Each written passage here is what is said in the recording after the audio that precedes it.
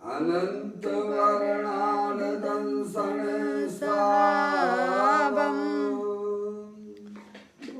भोक्षामि नियम सारम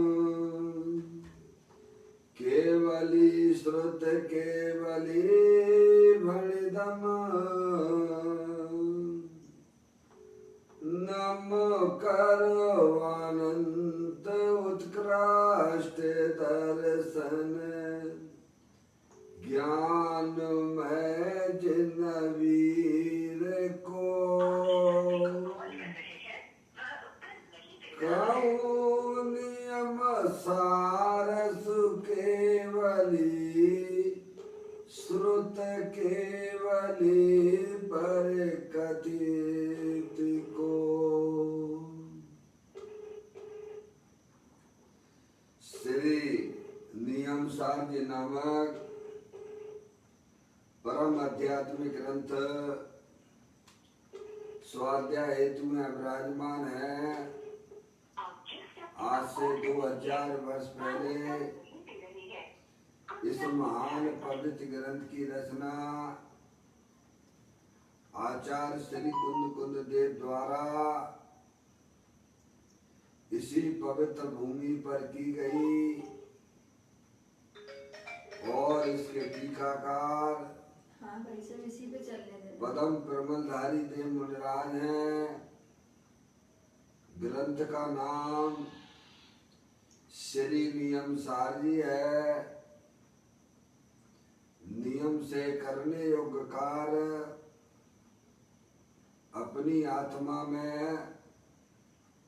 सम्यक दर्शन, सम्यक ज्ञान, सम्यक चारित्र रूपी निर्मल पर्याय, पवित्र पर्याय, मोक्ष मार्ग रूपी पर्याय को प्रकट करना है। क्योंकि वह पर्याय स्वयं ही सुख स्वरूप है और अनंत सुख का कारण भी है।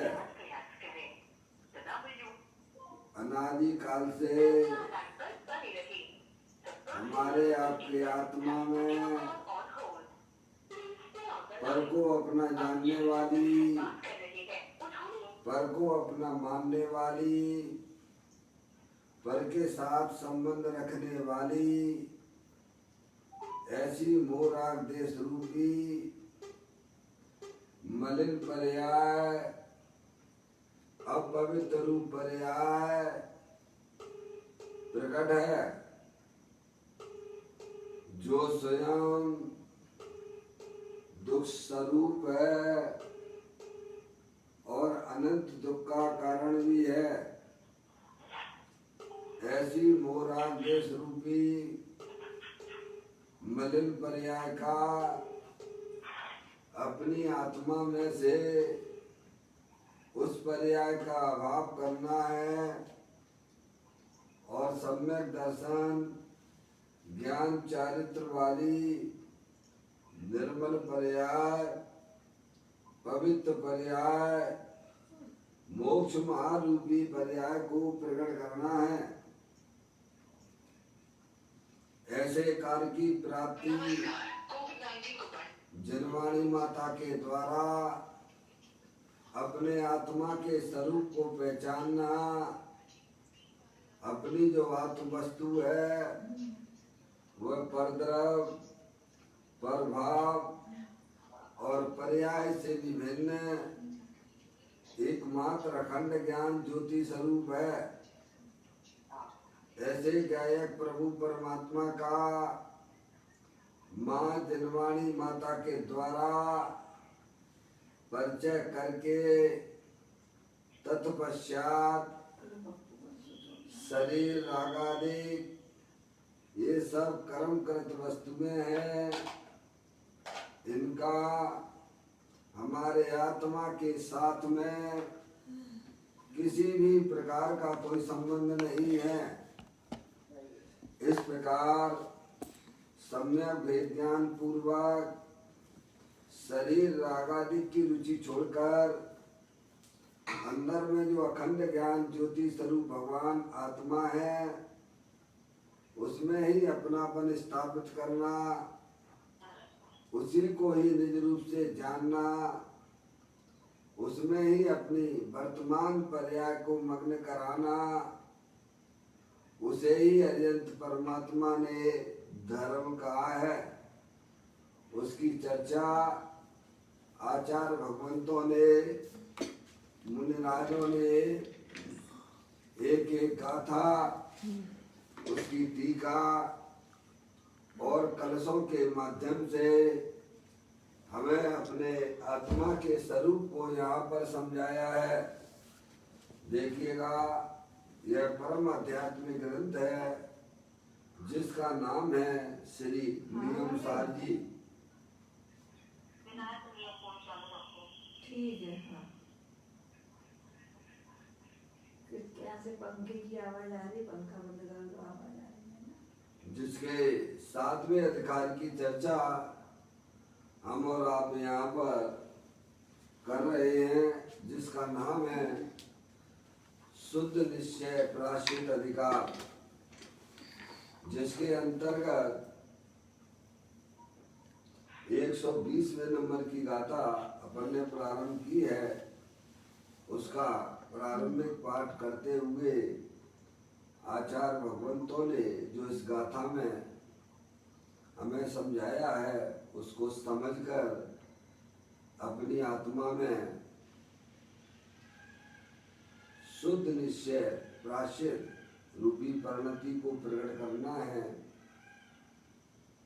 गाथा का पाठ करते हैं। शुभ अशुभ रचना बचन वारा गादि भाव निवारी के, जो करे आत्म ध्यान नर उनके नियम से नियम है। आचार्य कुंदकुंद देव इस गाथा के माध्यम से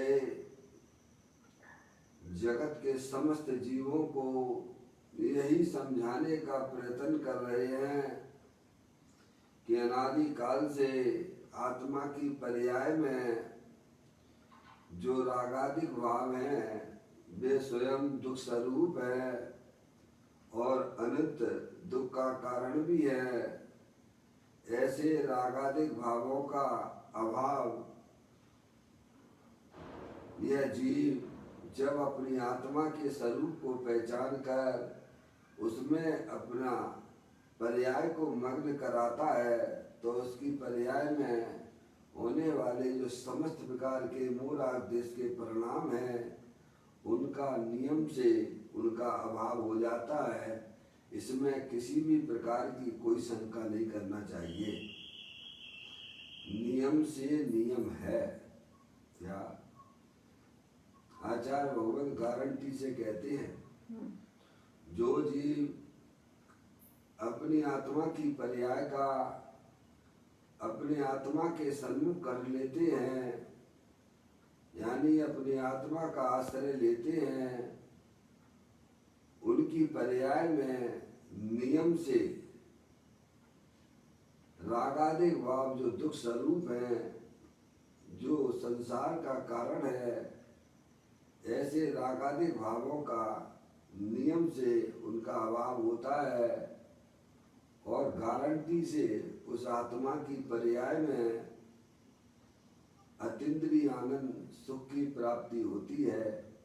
ऐसी इस बात की घोषणा आचार्य कुंदकुंद देव इस गाथा के माध्यम से जगत के समस्त जीवों को समझाने का प्रयत्न कर रहे हैं। शुभ अशुभ रचना बचन वारा गादि भाव निवार के, जो करे आत्म ध्यान नर उनके नियम से नियम है। शुभ अशुभ वचन रचना का और अनादि भावों का निवारण यानी उनका अभाव अपनी आत्मा में जो मोह राग देश के परिणाम जो दुख स्वरूप हैं और शुभ अशुभ वचन रचना का दोनों का अभाव कैसे होता है? जो आत्मा को ध्याता है, मतलब जो अपनी आत्मा का आश्रय लेता है, उस जीव को नियम से यानी निश्चित रूप से उसकी आत्मा की पर्याय में वीतराग दशा की प्राप्ति होती है। इसी बात को पदम प्रमलधारी देव मुनिराज ने टीका के माध्यम से भी हमें समझाया है, जो अपन पढ़ चुके हैं। इसी गाथा और टीका के ऊपर पूज्य गुरुदेव श्री ने इसका जो व्याख्यान किया है उसको भी आप जो यहाँ देख लीजिएगा। नियम सार जी तीसरा भाग है। कल एक भाई ने यहाँ प्रश्न किया है, वो सुनते हैं अपन। बताया था कि शुद्ध निश्चय नियम से ही वास्तव में आत्मा की पर्याय में दुख की पर्याय का भाव होता है। इसीलिए एक भाई ने यह प्रश्न किया, प्रभु शुद्ध निश्चय नियम किसे कहते हैं, आप थोड़ा मुझे समझा दीजिए। पूज्य गुरुदेव श्री उसका समाधान करते हुए कहते हैं, जो परम तत्व का जानकार होता है उसे शुद्ध निश्चय नियम होता है। क्या कहा? जो परम तत्व का जानकार होता है। परम तत्व का, परम तत्व यानी क्या? अपना जो त्रिकालिक ध्रुव भगवान आत्मा जो कि अनंत शक्तियों के भंडार वाला है, ऐसे गायक प्रभु परमात्मा को जो जानता है। जानता है का मतलब क्या? जिसे अपने गायक प्रभु परमात्मा की पर्याय में प्रतीति होती है, उस जीव के नियम से शुद्ध निश्चय होता है। क्या भाई? शुद्ध निश्चय की प्राप्ति किसको होती है? जो परम तत्व का जानकार होता है उसको होती है। शुद्ध निश्चय नियम समझ गए भाई साहब? शुद्ध निश्चय नियम यानी क्या? पर्याय में वीतराग दशा की उत्पत्ति होना, रागादेग दुख भाव, रागादेग दुख रूपी परिणति का अभाव होना, वह कहलाता है शुद्ध निश्चय नियम। और वह अपना जो त्रिकालिक ध्रुव भगवान आत्मा जो कि परम तत्व जो है वह अपना त्रिकालिक ध्रुव भगवान आत्मा है। उसी का नीचे पूज्य गुरुदेव श्री खुलासा करते हैं, अपना त्रिकाली शुद्ध स्वभाव ही परम तत्व है। कौन सा परम तत्व कौन है? अपना त्रिकाली शुद्ध स्वभाव ही परम तत्व है। संवर निर्जरा मोक्ष भी वास्तविक परम तत्व नहीं है। जबकि संवर निर्जरा मोक्ष है तो पवित्र दशाएं, लेकिन वे परम तत्व नहीं है। वे तो परम तत्व के आश्रय से संवर निजरा मोक्ष रूपी पर्याय प्रकट होती है। आश्रव तत्व परम तत्व कैसे हो सकता है? जब संबर निजरा मोक्ष को भी परम तत्व नहीं कहते हैं तो रागादिक परिणतियों को परम तत्व कैसे कहा जा सकता है? पुण्य भाव को परम तत्व कैसे कहा जा सकता है? जब संबर निजरा मोक्ष को भी परम तत्व नहीं कहते हैं, वास्तव में लिखा ना, संबर निजरा मोक्ष भी वास्तविक परम तत्व नहीं है। त्रिकाली परम तत्व अपना जो त्रिकालिक ध्रुव तत्व अनंत शक्तियों के भंडार वाला देवल में विराजमान अनंत शक्तियों के भंडार वाला जो निगोद में सोई मुझ में सोई मोक्ष मजाल अंतर भेद कछु नाई है भेद गिनई संसार। एक काम करो, इनको जो है ना मौसी को इस पर ले लो, शायद उनका खुल नहीं रहा है। समझ में आ गया भाई साहब? परम तत्व किसे कहते हैं? पर्याय रूपी पाठ जो है वह परम तत्व की श्रेणी में नहीं आता है, चाहे वह पर्याय मलिन रूप से होवे, चाहे वह पर्याय निर्मल रूप से होवे, उसको यहाँ पर परम तत्व की संज्ञा नहीं है। परम तत्व किसे कहना? अंदर में जो अखंड ज्ञान ज्योति स्वरूप भगवान आत्मा है वही वास्तव में परम तत्व है। बात नहीं, अभी इस पे चलने दो मौसी। समझ में आया भैया?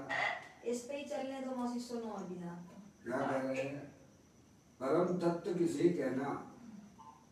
अपना जो त्रिकाले ध्रुव भगवान आत्मा जो कि अनंत शक्तियों के भंडार वाला है, जिसका ना तो कभी जन्म होता है ना जिसका कभी अंत होता है, ऐसा देवल में विराजमान अपना कारण परमात्मा वही वास्तविक परम तत्व है।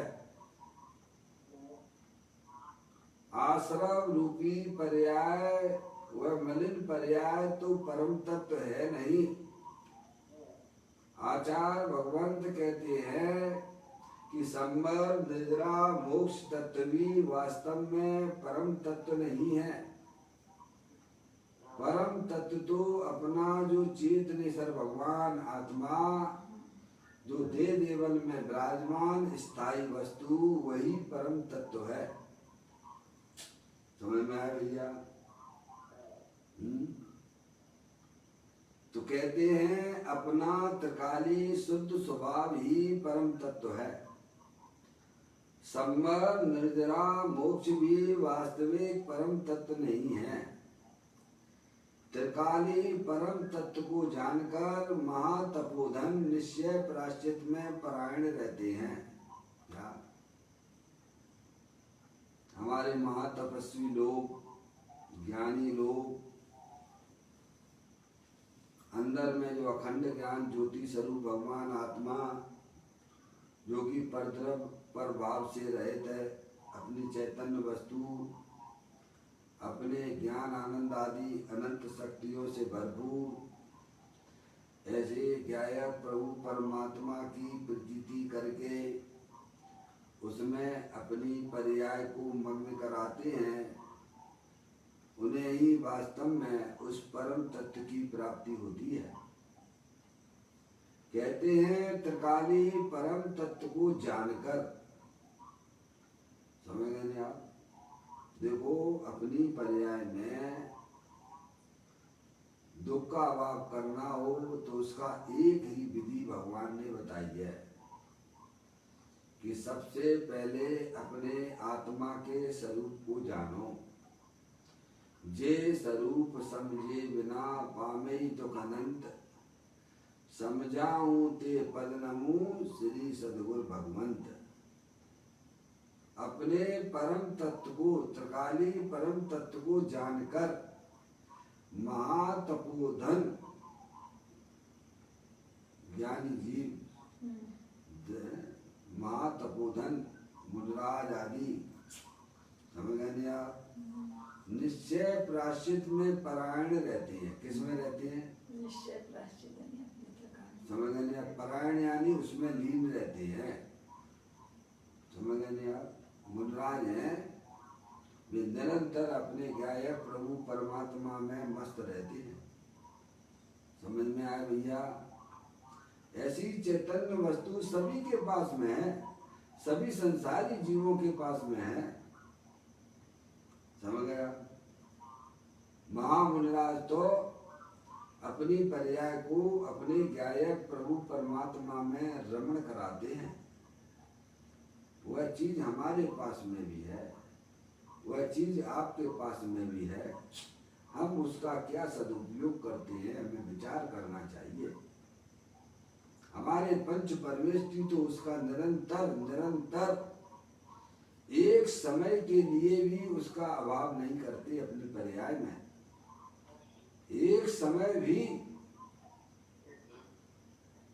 इतनी सुंदर वस्तु अपने आत्मा है, दे देवल में विराजमान है, एक समय भी वह अपनी आत्मा में उसका वियोग नहीं होने देते हैं। क्या भैया? और हम क्या करते हैं भगवान? क्योंकि हमें अपनी आत्मा का ज्ञान ही नहीं है, और जहाँ ज्ञान कराया जाता है वहाँ हम ध्यान ही नहीं देते हैं। सुनने के लिए सुन लेते हैं, इस कान से सुनते हैं, उस कान से निकाल लेते हैं। समझ में आया? वही पंच परमेष्ठी भगवान एक समय भी अरे एक सेकंड का असंख्या अथवा भाग भी अपनी आत्मा से दूर नहीं रहते हैं। समझ में आया भगवान? कहते हैं त्रिकाली परम तत्व को जानकर महातपोधन निश्चय प्रायश्चित में परायण रहते हैं। मतलब निरंतर अपनी पर्याय को लीन करते हैं, मग्न करते हैं। ऐसी शुद्धात्म वस्तु इतनी अच्छी, इतनी सुंदर है, जिसके मात्र दर्शन करने मात्र से पर्याय में होने वाले समस्त दुख का अभाव हो जाता है। अल्प काल में वह आत्मा मुक्त रूपी लक्ष्मी को भी प्राप्त कर लेता है भगवान। ऐसी चैतन्य वस्तु दे देवल में विराजमान है, उसका ज्ञान करो, उसका श्रद्धान करो। मैं मनुष्य नहीं हूं, मैं स्त्री नहीं हूं, मैं तो एकमात्र अखंड ज्ञान ज्योति स्वरूप भगवान आत्मा हूं। समझ में आया भैया? कहते हैं त्रिकाली परम तत्व को जानकर महातपोधन निश्चय प्रायश्चित में परायण रहते हैं। कहाँ रहते हैं भगवान? मुनिराज कहाँ रहते हैं?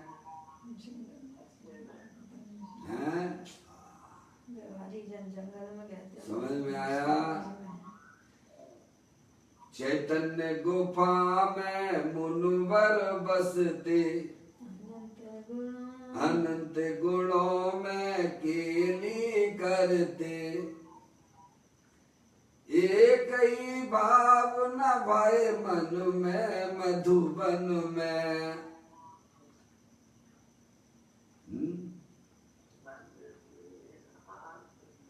समझ में आया भगवान?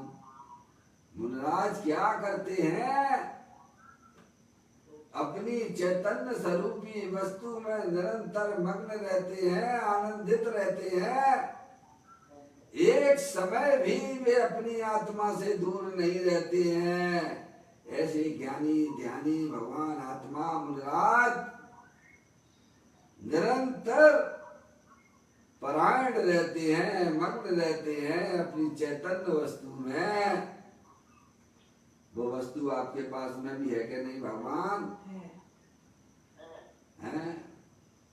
सबके ही पल्ले लाल, लाल बिना कोई नहीं, और गांठ खोल देखी नहीं, ताते भयो कंगाल। पर्याय में जो पामरता है, जो भिखारीपना है, वह अपनी आत्मा को नहीं जानने के कारण से है। पर्याय में दुख रूपी पर्याय का अभाव करना हो, पर्याय की पामरता दूर करनी हो,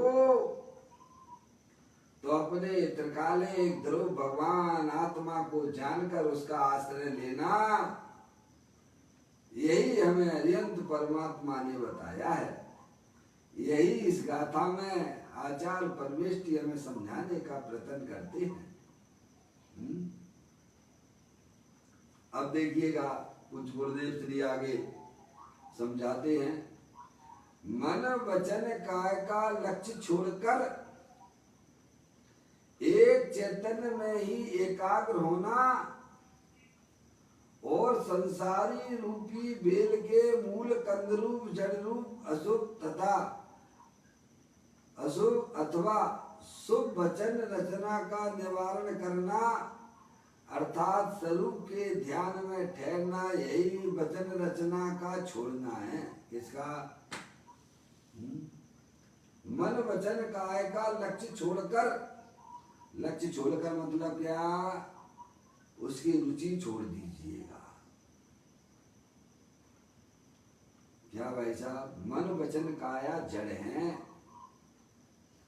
तंता मनता वचनता ज्ञायकता, तंता मनता वचनता जड़ता जड़ संवेल, लघुता गुरुता गमनता, ये सब अजीब के खेल। क्या है? तन क्या है? जड़ है। मन क्या है? जड़ है। समझ गया? वचन क्या है? भाषा वर्णना है, जड़ है। उनका लक्ष्य छोड़कर मतलब उसका सबसे पहले उसका प्रेम छोड़ो। है? थोड़ा वॉल्यूम बंद कर दिए भाई साहब, जिनका खुल गया है। यहाँ पर सबको डिस्टर्ब होता है।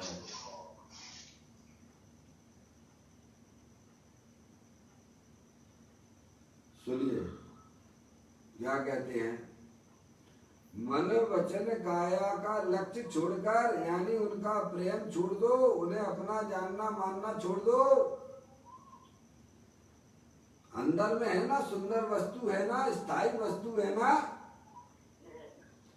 अपनी चैतन्य वस्तु है, जो अमृत का कुंड है ना, उसकी रुचि अंदर में जागृत करो। तो कहते हैं मन वचन काय का लक्ष्य छोड़कर एक चैतन्य में ही एकाग्र होना। किसमें एकाग्र होना?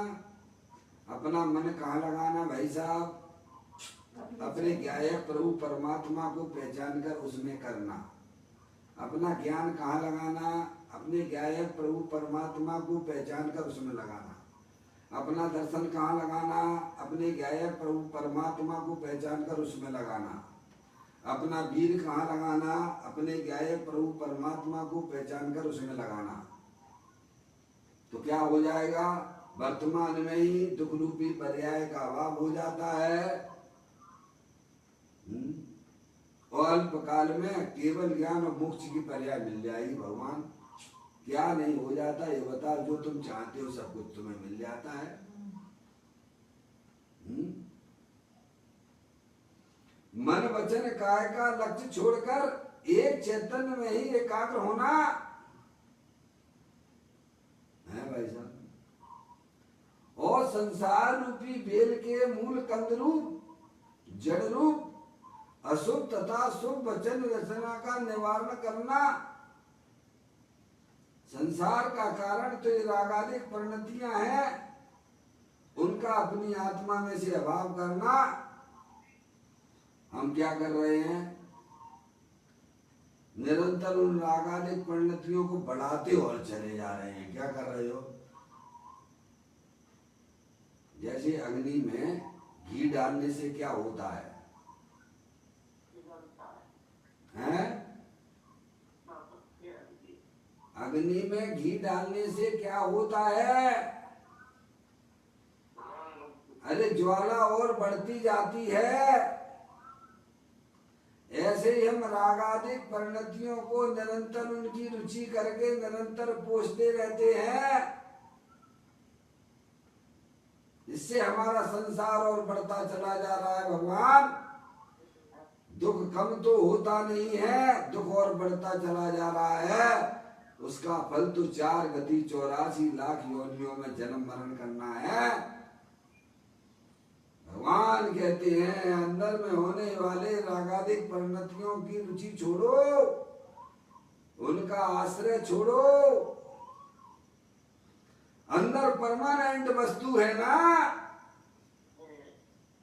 शाश्वत है, सिद्ध भगवान जैसी है, उसको पहचान कर उसका आश्रय लो तो तत्काल। बाबा, धर्म नगद का काम है, उधार का काम नहीं है। क्या? आज नगद कल उधार। जब ही जिए आत्म जाने, तब ही जिए शिव सुख ठाने। कब? जब ही जाने। अरे बोलो भगवान, बोलने में क्या कंजूसी करते हो?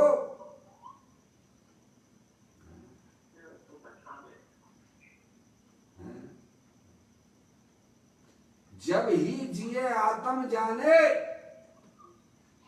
उसी समय सिद्ध भगवान जैसा आनंद मिलता है।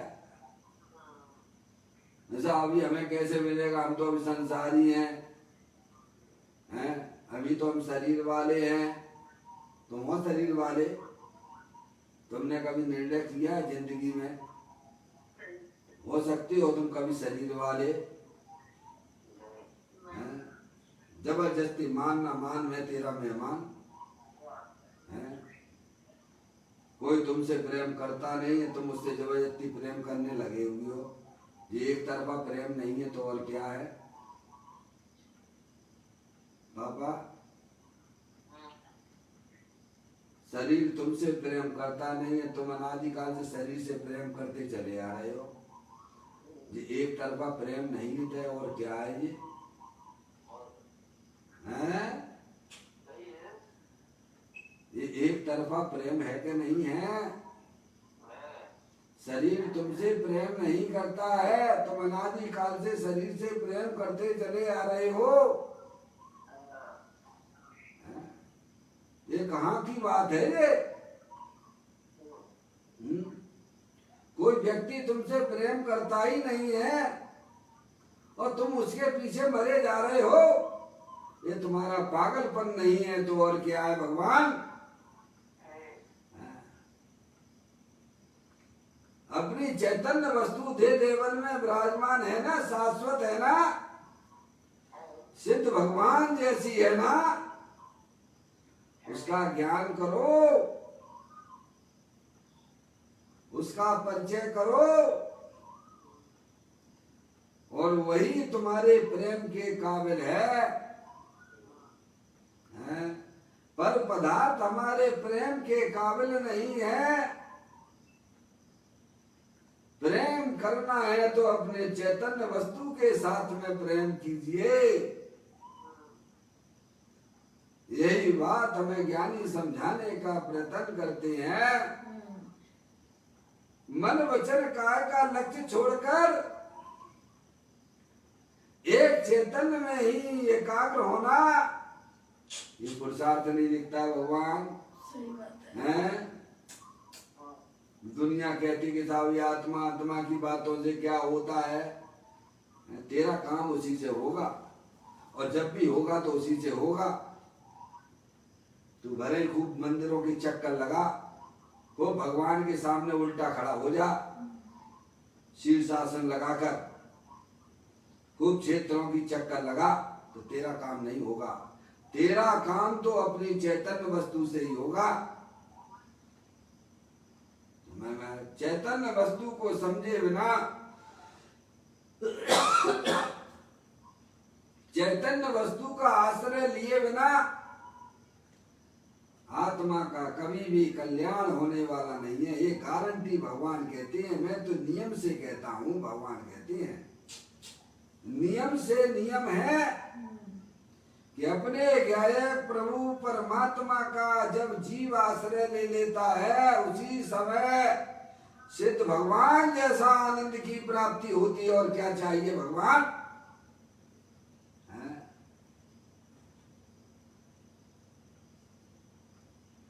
कहते हैं मन वचन काय का लक्ष्य छोड़कर एक चैतन्य में ही एकाग्र होना। किसमें एकाग्र होना? किसमें अपने उपयोग को लगाना?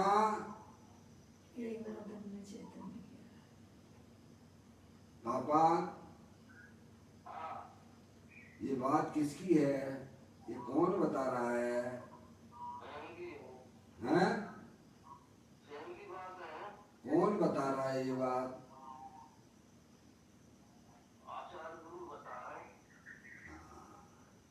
तो हमें उनकी बात स्वीकार करना चाहिए कि नहीं करना चाहिए?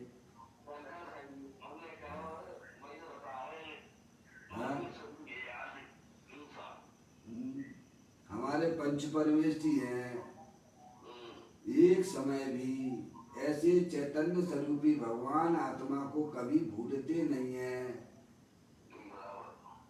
और वो चीज हमारे पास में है कि नहीं है? तो हम क्या कर रहे हैं? आप भी मगन हो?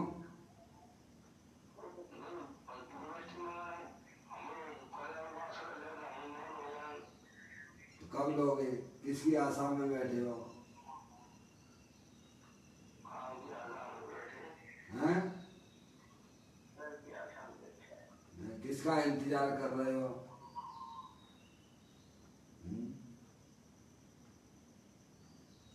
अरे भाई, अब इंतजार किया नहीं जाता। ज्ञानी कहते अब मैं इंतजार नहीं कर सकता हूँ।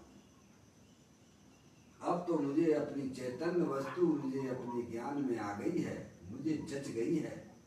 अब तो मैं उसके साथ में रमण करना चाहता हूँ। इसीलिए ज्ञानी कहते हैं मन वचन काय का लक्ष्य छोड़कर यानी शरीर का जो होना हो जाए, मेरे को कुछ लेना देना नहीं है। एक को साधने से सब सज जाते हैं, सबको साधने में हमारी दुर्दशा पर्याय में यही हो रही है।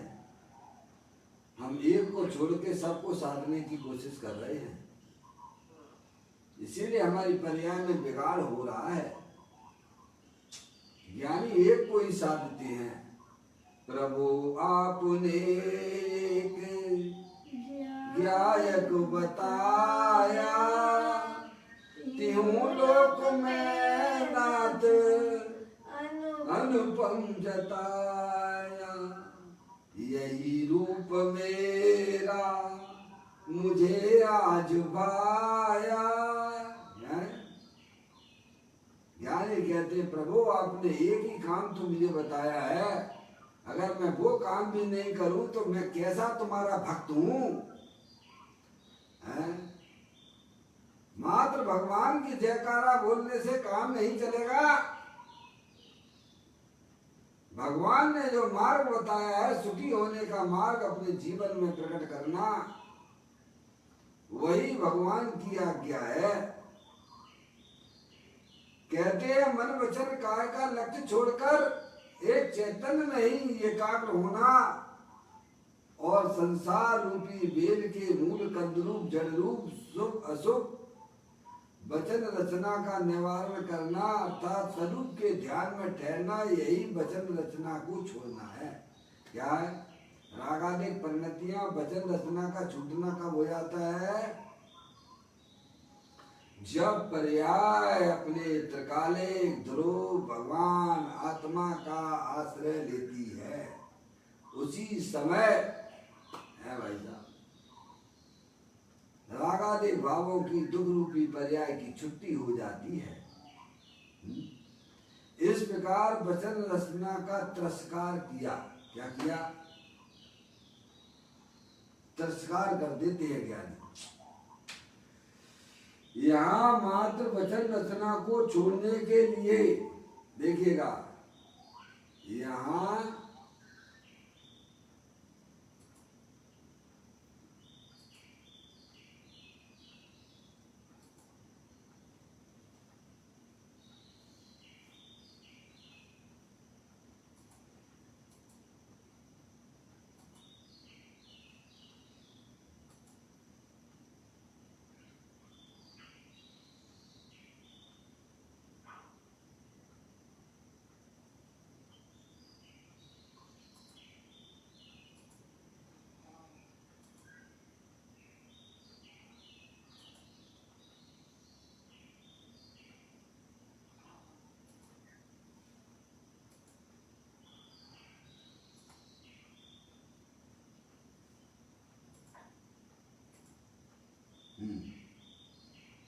कहते हैं यहाँ मात्र वचन रचना को छोड़ने के लिए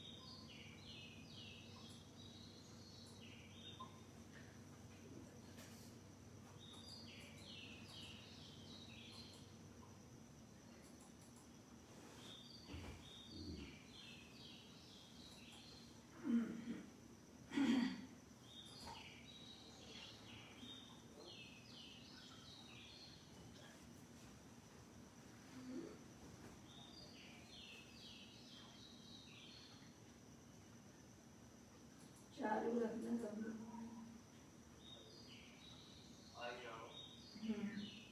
यहाँ मात्र वचन रचना को छोड़ने के लिए ही नहीं कहा है, बल्कि मोह राग देश आदि समस्त प्रभावों को छोड़ने के लिए कहा है। देखिए यहाँ यानी इस गाथा में आचार्य कुनकुन देव ने इस 120वें नंबर की गाथा में मात्र वचन रचना को छोड़ने के लिए ही नहीं कहा है, बल्कि मोह राग देश आदि समस्त प्रभावों को छोड़ने के लिए कहा है। जो अपनी आत्मा में जो पर को अपना जानने वाली पर्याय, पर को अपना मानने वाली पर्याय, पर का लक्ष्य करके जो हमारी आत्मा की पर्याय में जो रागादिक परिणतियां होती हैं, उनका भी आश्रय छोड़ने के लिए कहा गया है। समझ गए आप? केवल सुभाषुर वचन रचना को ही नहीं छोड़ना है, उनका लक्ष्य नहीं छोड़ना है, बल्कि अंदर में रागादिक परिणतियों का भी आश्रय करना छोड़ने की बात कर रहे हैं। आश्रय लेना है तो अपने त्रिकालिक ध्रुव भगवान आत्मा का आश्रय लेने की बात करते हैं। क्या? दोनों चीजों को छोड़ने की बात करते हैं। तो पुण्य भाव का परिणाम वह सब आपके मूलादेश में आता है कि नहीं आता है? पाप का परिणाम तो है ही, वो तो छोड़ने लायक है ही, लेकिन भगवान कहते हैं कि पुण्य का परिणाम भी, उसी का भी रुचि छोड़ दो। अंदर में अखंड एक ज्ञान ज्योति स्वरूप भगवान आत्मा है, उसकी अंदर में रुचि जागृत करो। जिन पुण्य पाप नहीं कीना, आत्म अनुभव चित दीना, नहीं विधि आवत रोके, संबर लय सुख अवलोके। क्या? पुण्य पाप की रुचि छोड़कर, अंदर में रागादिक परिणतियों की रुचि छोड़कर, अंदर में जो अखंड ज्ञान ज्योति स्वरूप भगवान आत्मा की जो रुचि जागृत करते हैं, वे अल्प काल में मूलादेश रूपी दुख रूपी पर्याय का अभाव कर लेते हैं। इसीलिए यहाँ मात्र वचन रचना को छोड़ने के लिए नहीं कहा, बल्कि मोह राग द्वेष आदि समस्त प्रभावों को छोड़ने के लिए कहा गया है। फिर एक भाई का यह प्रश्न आया कि समस्त प्रभावों का अभाव करने के लिए ज्ञानी किसकी भावना भाता है? क्या भाई? पहले प्रश्न समझिए पापा, प्रश्न समझ में आ गया? समस्त प्रभावों का अभाव करने के लिए ज्ञानी किसकी भावना भाता है? क्या प्रश्न है भैया?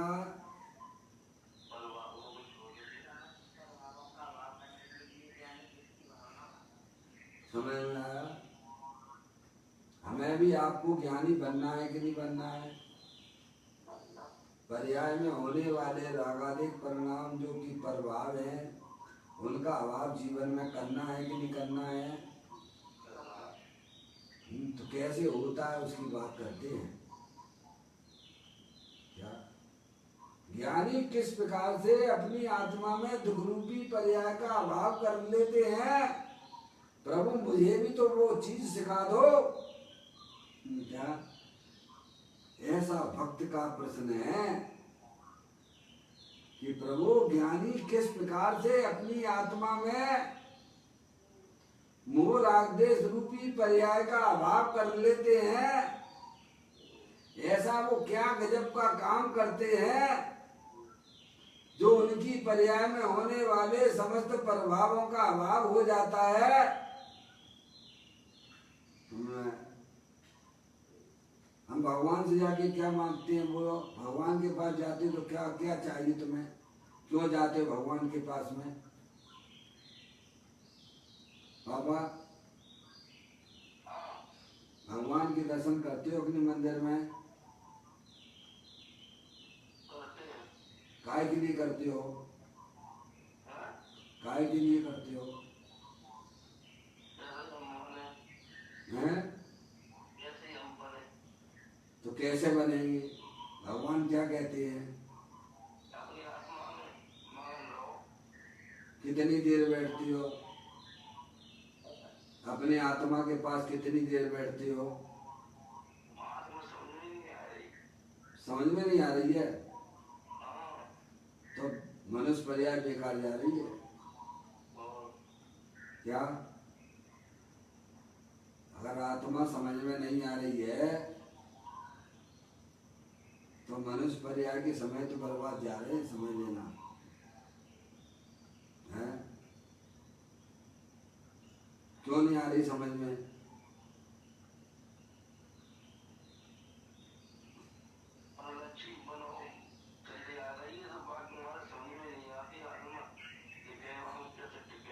आप समझना चाहते हो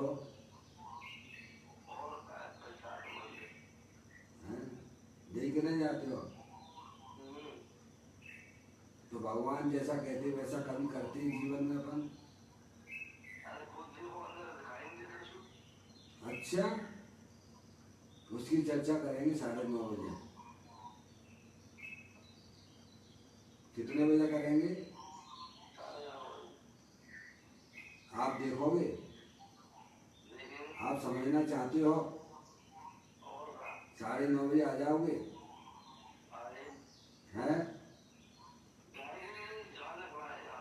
हैं?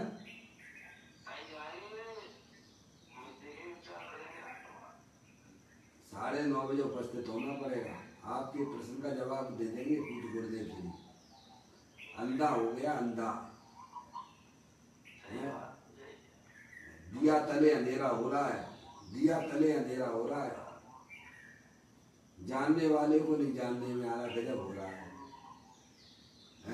दुनिया की प्रसिद्धि करता है, शरीर की प्रसिद्धि करेगा, मकान दुकान रुपया पैसा सबकी प्रसिद्धि करेगा, हैं?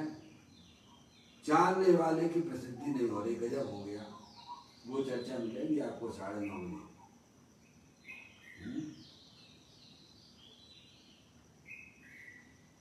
अरे भाई, तुम जानने वाले भगवान आत्मा ही तो हो ना।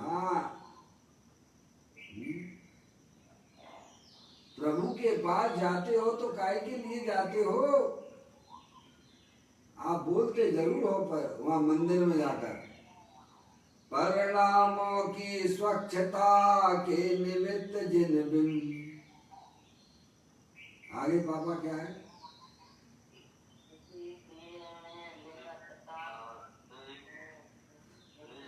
आप बोलते हो पाठ बोलते हो, लेकिन यहाँ नहीं बोल पा रहे आप। क्यों यहाँ क्यों नहीं बोल पा रहे?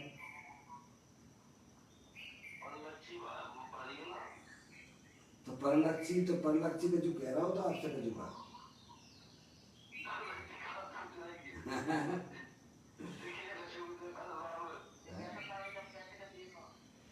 बैठो, थोड़ा शांति से बैठो, भगवान जैसे बन के भगवान बस एक बार बैठने की कोशिश करो।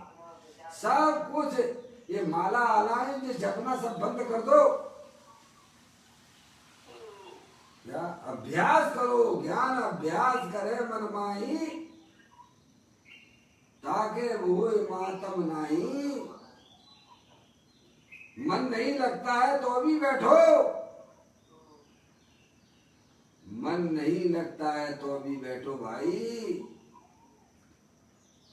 चैतन्य वस्तु ऐसी है कि तुम्हारा मन लगेगा ही लगेगा। बहन श्री कहती है तेरा दुनिया में कहीं मन नहीं लगता है, तू अपने आत्मा के पास जाएगा तेरा मन लगेगा ही लगेगा। ऐसी चैतन्य वस्तु है ये। कहते हैं समस्त प्रभावों का अभाव करने के लिए ज्ञानी किसकी भावना भाता है? प्रभाव यानी क्या? रागादिक परिणतियां सभ्य प्रभाव है, वे आत्मा का स्वभाव नहीं है। उनका अभाव ज्ञानी किस प्रकार से करते हैं, कौन सी विधि से करते हैं, प्रभु मुझे समझा दो, ऐसा प्रश्न होना चाहिए। पूज्य गुरुदेव श्री समझाते हैं ज्ञानी अंतर में शुद्ध उपयोग के बल से निरंतर अखंड अद्वैत आनंद सिंधि ऐसे निज परमात्म तत्व की सदा भावना भाते हैं। क्या करते हैं ज्ञानी? ज्ञानी अंतर में कहां पर? अंतर में शुद्ध उपयोग के बल से यानी अपनी वर्तमान ज्ञान की पर्याय को अपने शुद्ध स्वरूपी भगवान आत्मा में जोड़ते हैं। कहाँ जोड़ते हैं? पर्याय का संबंध किससे जोड़ते हैं? जो शुद्ध जाने आत्म को, वह शुद्धता को प्राप्त हो, अपने उपयोग को, जो अंदर अखंड ज्ञान ज्योति स्वरूप भगवान आत्मा है, जो शुद्ध स्वरूप है, उसमें अपने उपयोग को जोड़ते हैं। लिखा नहीं? ज्ञानी अंतर में यानी शरीर रागादिक से भिन्न अखंड ज्ञान ज्योति स्वरूप में, ज्ञानी अंतर में शुद्ध उपयोग के बल से, काय के बल से? शुद्ध उपयोग के बल से निरंतर है अखंड अद्वैत आनंद सिंधि ऐसे निज परमात्म तत्व की सदा भावना भाती है। क्या? निरंतर अपनी पर्याय का भावना, यानी उसी का श्रद्धान, शुद्धात्मा का ही श्रद्धान, शुद्धात्मा का ही ज्ञान और शुद्धात्मा की रमणता, उसको बोलते भावना, अंतर भावना। क्या क्या भाई? आत्म भावना भावता जीव रहे केवल ज्ञान को। मेरा तो सब कुछ मेरा भगवान आत्मा है।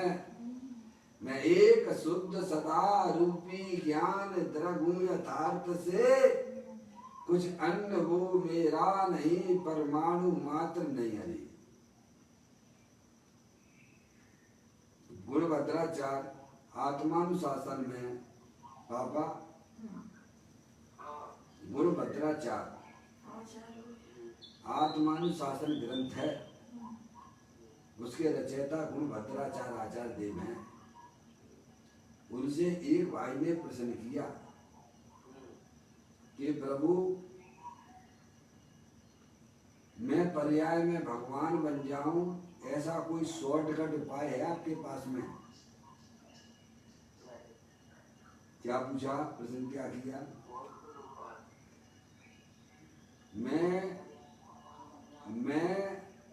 पर्याय में भगवान बन जाऊं जल्दी से जल्दी, कोई शॉर्टकट उपाय है आपके पास में? बता दो मुझे।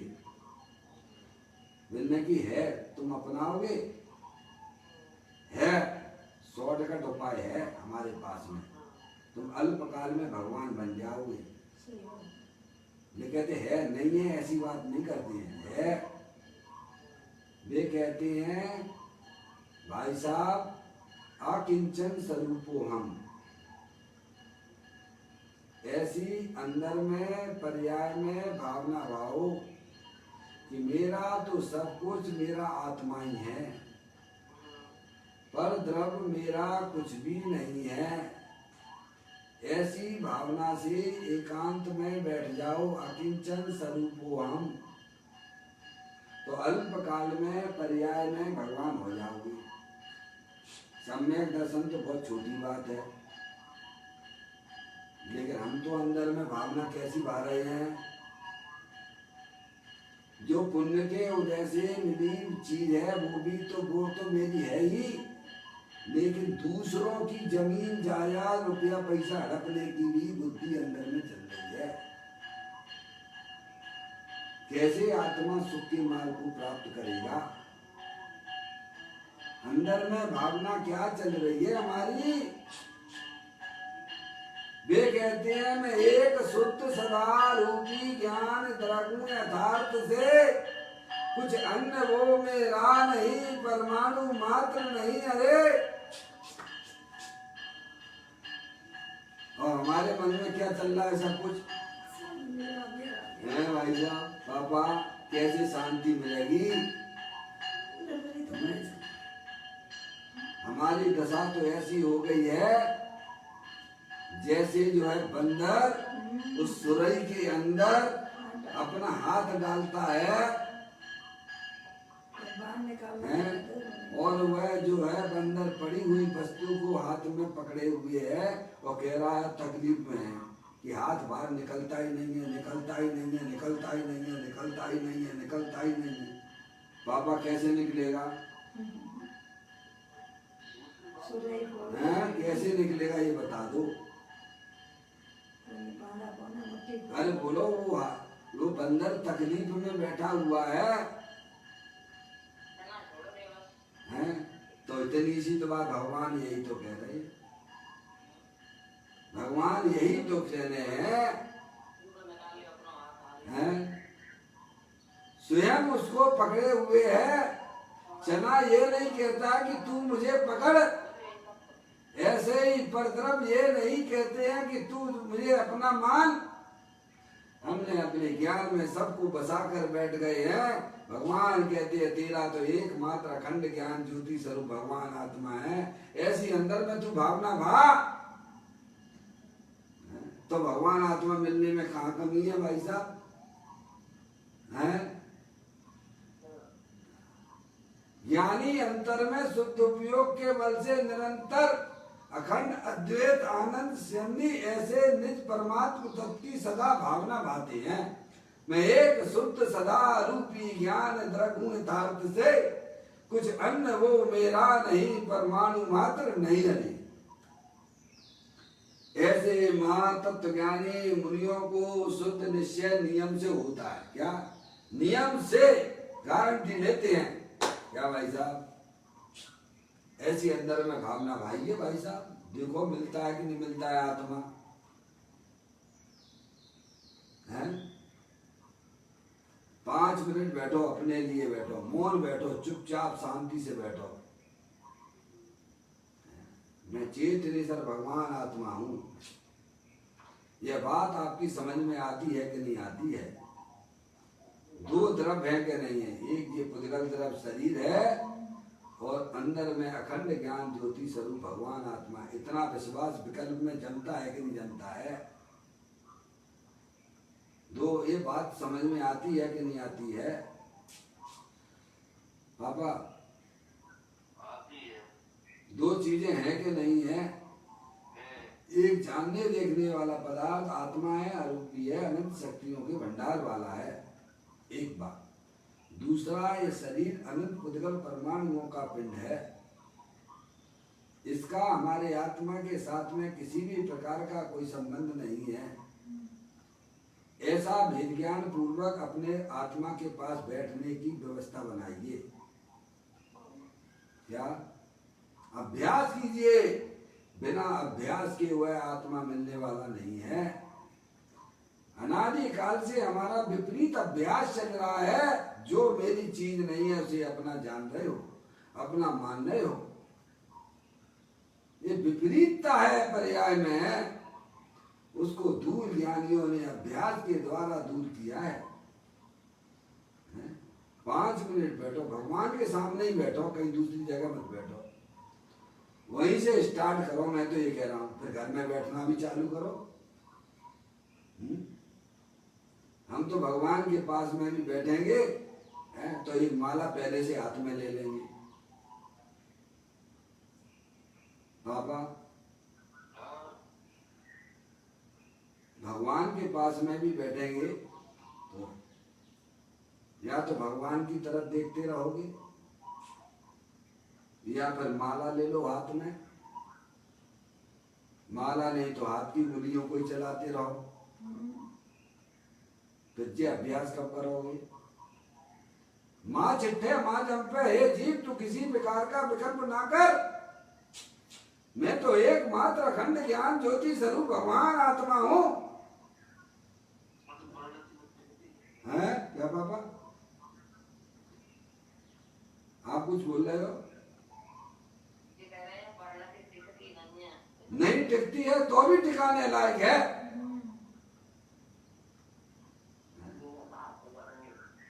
आप ये बताओ, बिजनेस में जब आप फेल भी होते होगे, कहीं कहीं नुकसान भी उठाते होगे, तो भी छोड़ देते हो क्या?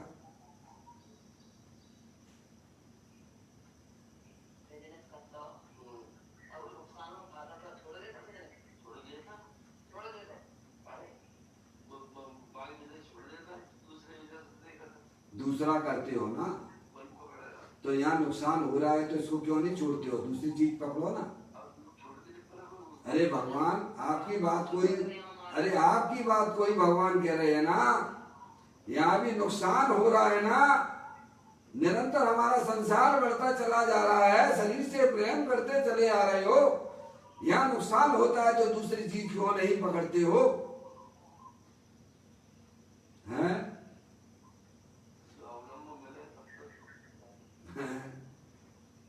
पापा ये रोना धोना बंद करो, त्रियंच गति के जीव भी यह काम कर लेते हैं,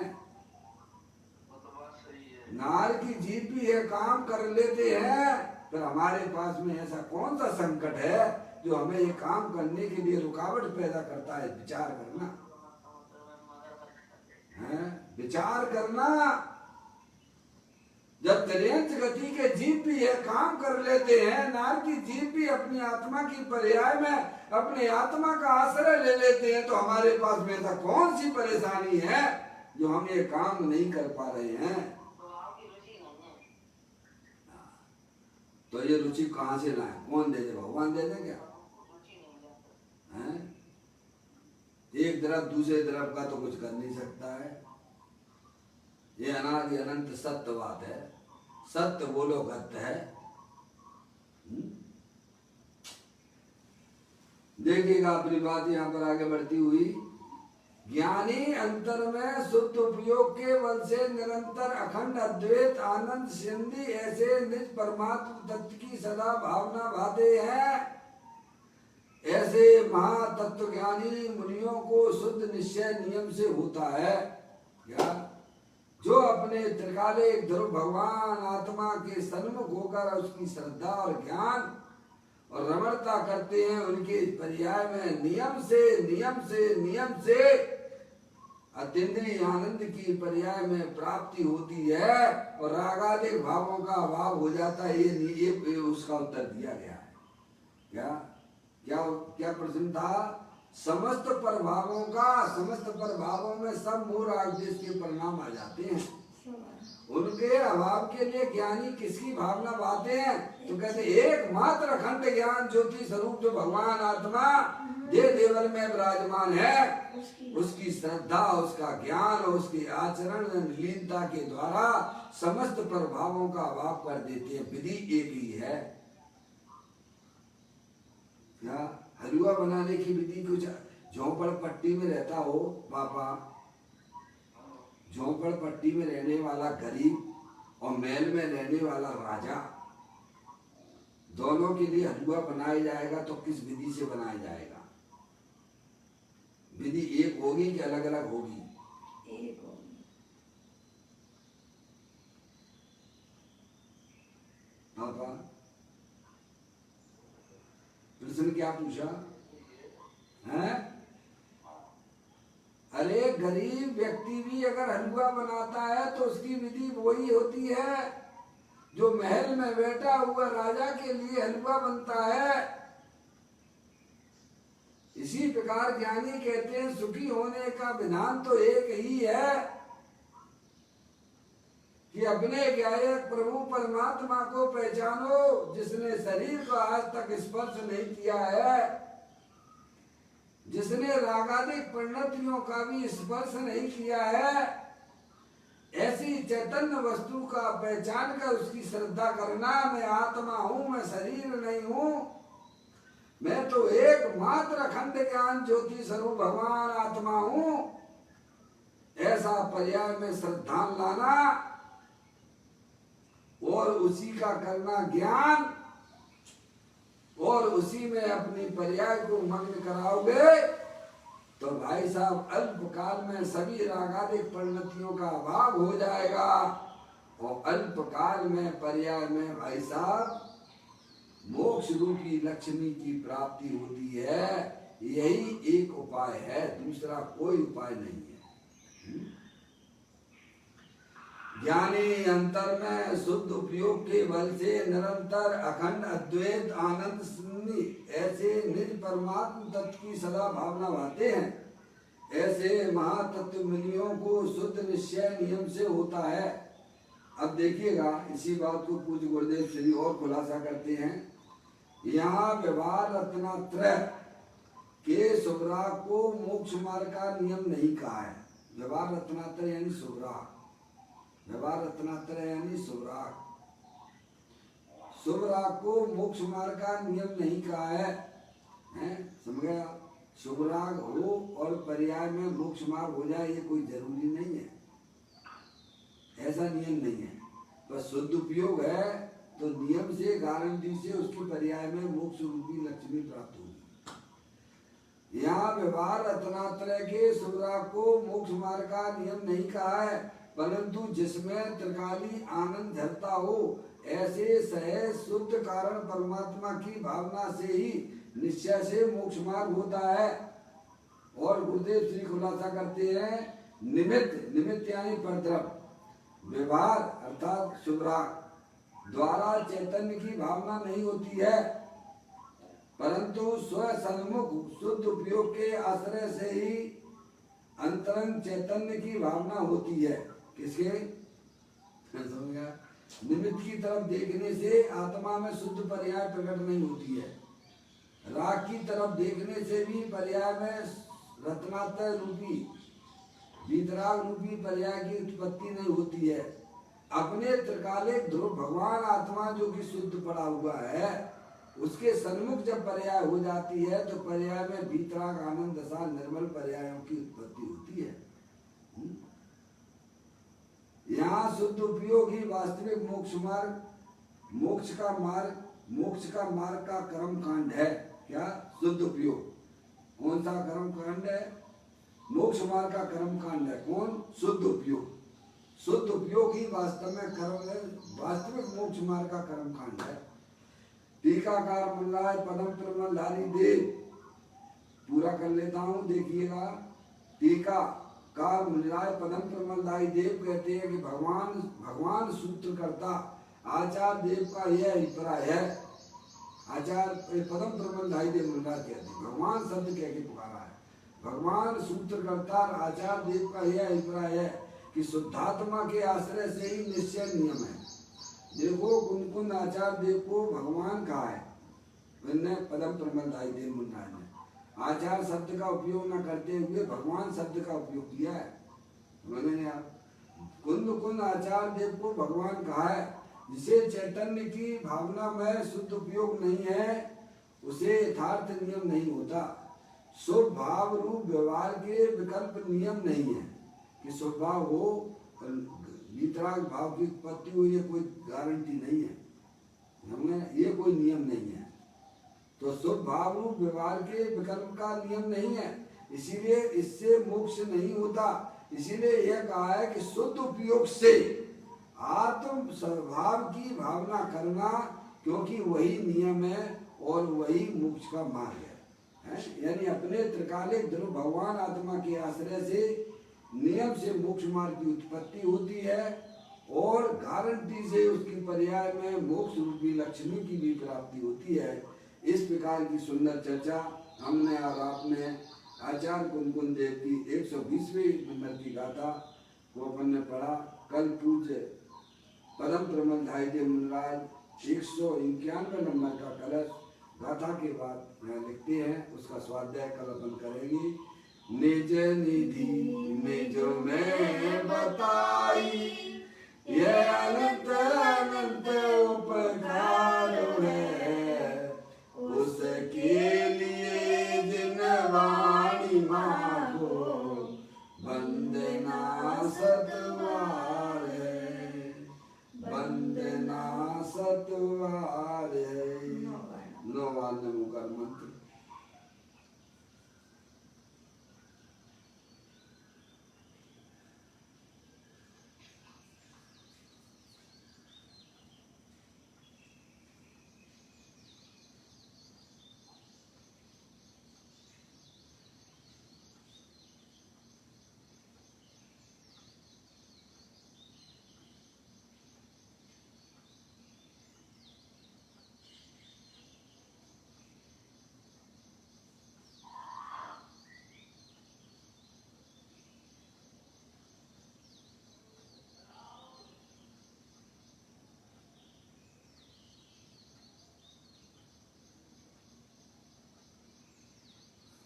द्वादशांग जनवाणी माता की जय। महान जैन धर्म की जय। सभी साधर्मी आत्मार्थी बंधुओं को सादर जय जिनेंद्र जय।